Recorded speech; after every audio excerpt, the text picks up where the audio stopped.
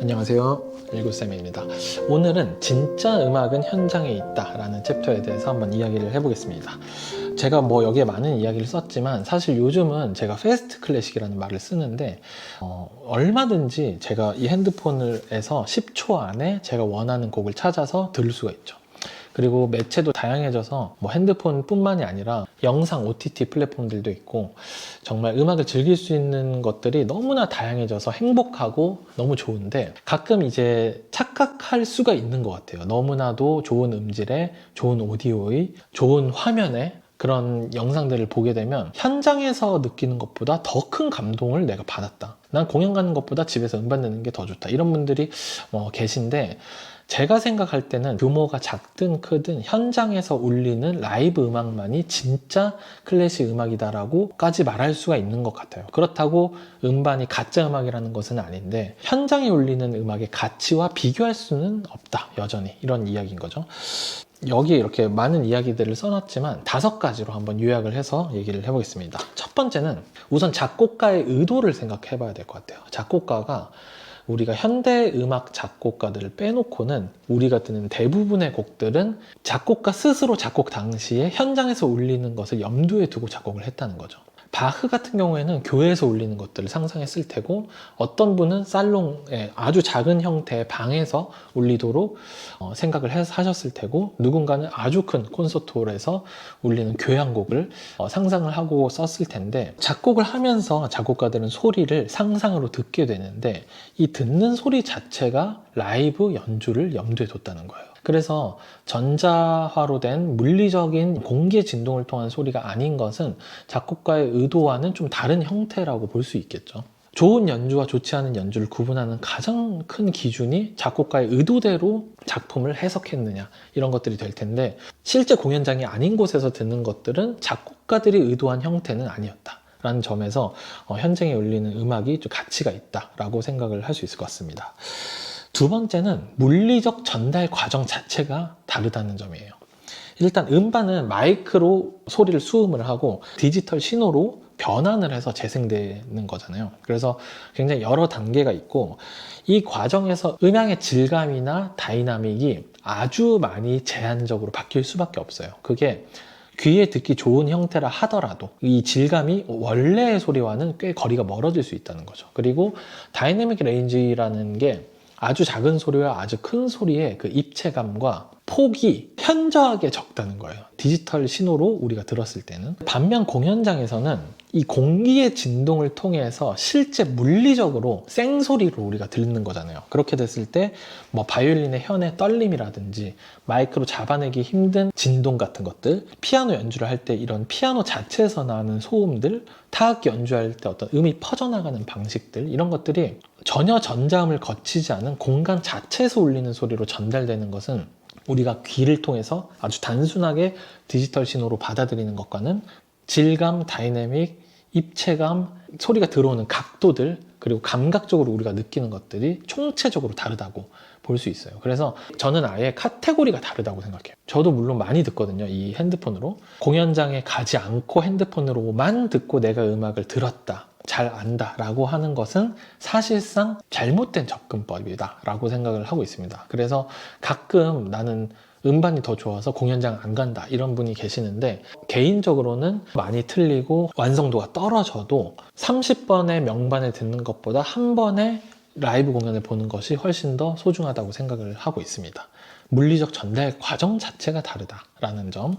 세 번째는 연주자의 즉흥성에 대한 부분인데요. 라이브 공연에서는 아무래도 연주자가 매 순간 해석을 한다고 보시면 될 것 같아요. 그 날만 하는 연주가 있는 거죠. 그날 공기의 느낌, 온도, 관객들의 반응, 공간에서의 울림, 악장과 악장 사이의 어떤 시간들, 음과 음 사이의 공백들, 미묘하지만 변화를 할 수밖에 없어요. 많이 경험을 해보셨을 거라고 생각을 해요. 그래서 같은 아티스트의 같은 공연을 3일 연속 봤을 때 첫날은 어땠고 둘째 날은 뭐가 어땠는데 뭐가 어땠고 셋째 날은 첫날보다는 어땠고 둘째 날보다는 어땠고 이렇게 비교가 되는 거죠. 근데 생각보다 굉장히 많이 달라요. N차 관람을 하셨던 분들은 명백하게 그런 점들을 느끼셨을 텐데 만약에 10월 26일에 어떤 연주가 있었다. 그 연주는 그때만 들을 수 있는 해석이 있는 거죠. 그걸 놓쳤을 때 다시 그 해석을 들을 수가 없는 거죠.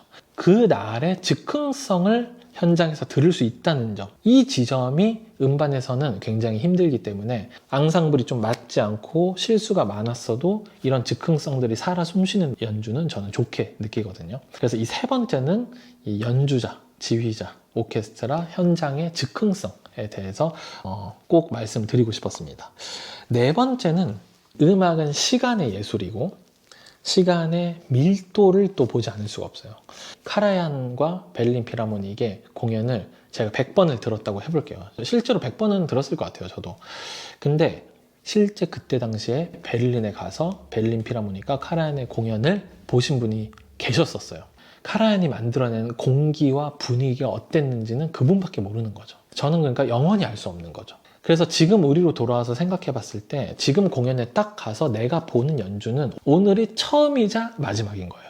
그거를 본능적으로 관객들은 알기 때문에 집에서 백그라운드로 틀어놓고 10시간을 들을 수 있죠, 음악을. 근데 이 공연 안에서 듣는 1시간 반 또는 2시간은 시간의 밀도 자체가 달라요. 내 집중도가 다르고. 그래서 엄청나게 압축된 시간.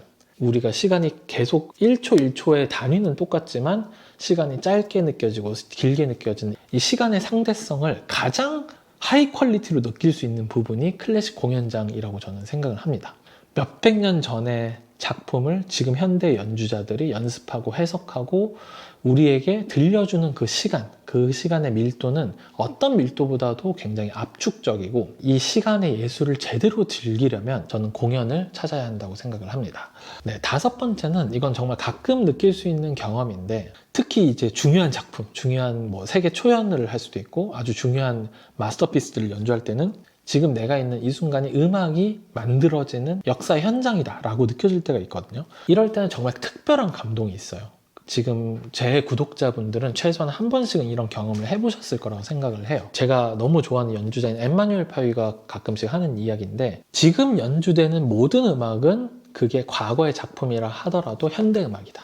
그래서 우리는 현대음악들을 많이 들어야 된다. 이 현대음악이 역사를 결정한다는 거죠. 그래서 음악이 단순히 과거의 유산이 아니라 공연장에서 매번 새롭게 해석되고 연주되기 때문에 현장에서는 음악이 시대와 함께 어떻게 변화하고 있는지의 이런 흐름을 느껴볼 수도 있고 저는 지난번에 마리아 조앙 피레스 공연을 보면서도 그런 생각을 좀 했었고 빈 필하모닉의 공연을 보면서도 이런 생각을 했었는데 와, 내가 대단한 걸 듣고 있구나, 내가 대단한 현장에 지금 와 있구나 라는 이런 생각을 했거든요. 피레스의 연주도 어떻게 보면 미스터치도 많고 완성도 측면에선 떨어지는 연주일 수 있는데 그 어떤 연주보다도 감동적이었거든요.